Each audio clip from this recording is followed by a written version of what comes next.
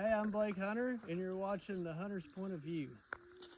Today, I was wanting to talk about this little ditch crossing here, and the reason why that this ditch crossing is a really good place for a deer stand. These two ridges here that they can cross.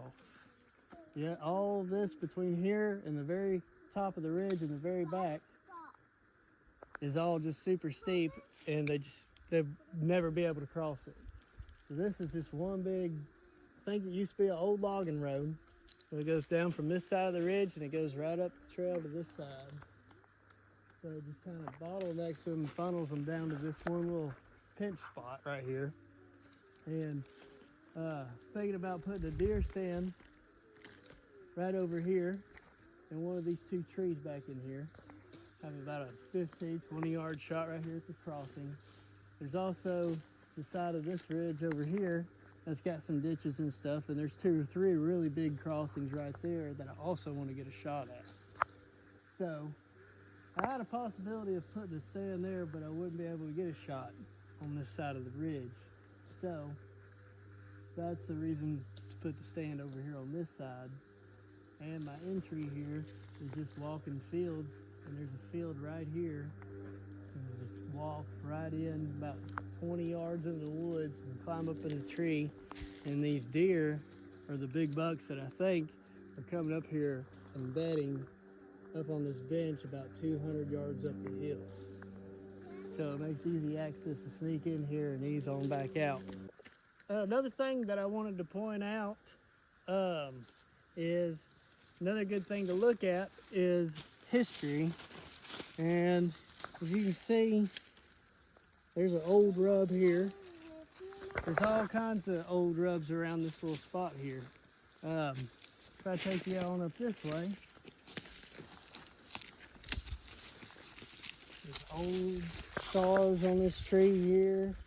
Just years of deer coming in using the same spots over the years and hitting the same trees over and over again is a really good way to find where the deer are traveling.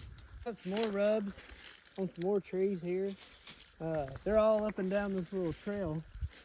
See old scars on these old trees here. There's another one there. There's another there.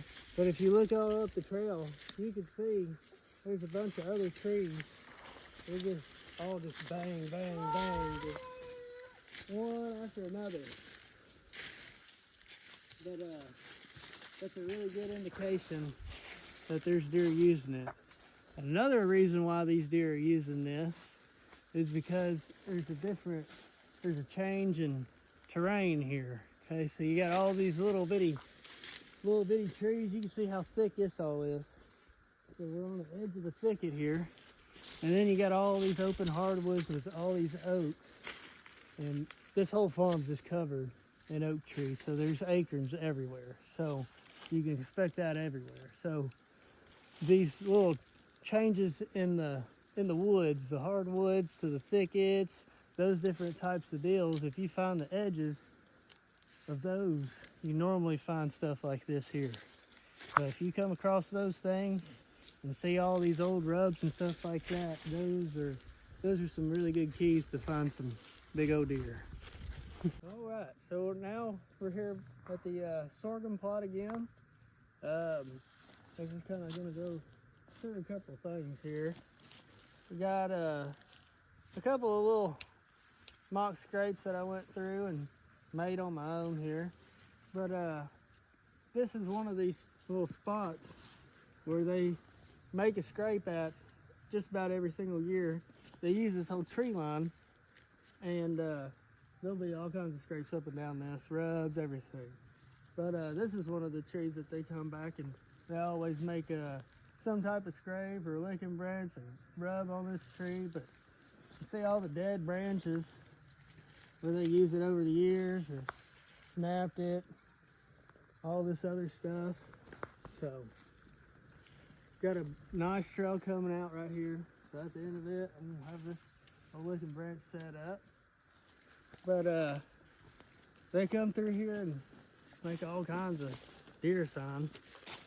Come on through here. You can tell that the wood's kind of open up. A bunch of trails going in and out. Probably got a couple more spots right here with the same kind of situation. Probably some old licking branches here at the end of this trail. They might have snapped this one, made one there.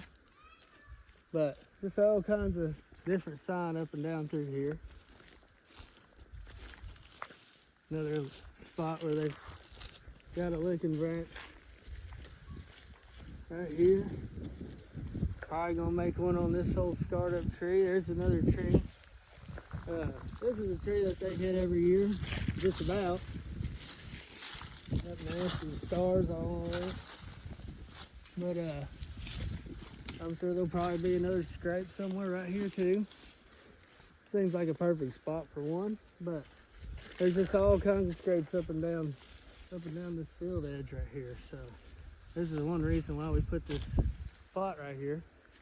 But have this all kind of somewhat of a screen for them, and then makes them feel a little bit more secure to come out here and eat around this little plot that I'm gonna put in here whenever we get the rain. And then we'll have us a little blind and all that, and make a mock scrape, and I'll get down there and talk about that a little bit more. All right, so over here is where I was planning on trying to tuck in a little ground blind in this little corner here. And then I'll probably start a little feed plot somewhere right here where I'm standing, and then we'll go on down there, probably about halfway down that little strip there. But so we'll have all this planted here, have the blind back there, probably have me a licking branch and a mock scrape somewhere maybe on this limb, have a scrape going on here. And I'll probably spruce this one up with a little something, just to have them more attracted to this one. So that way, if I'm ever in here with a bow, it'd be within bow range here. So, plan on sprucing that sucker up, having a mock scrape there, blind there, little feed plot right here. We got the sorghum here that they can bed in or mill around in, and late season, you'll have a food plot to be hunting over. So.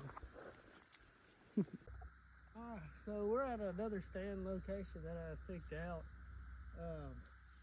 This spot here I picked out because we got two ridges here that we're sitting right between. Kind of a little ditch that runs down, tree line that goes right towards the food plot, down here towards that sorghum plot we got.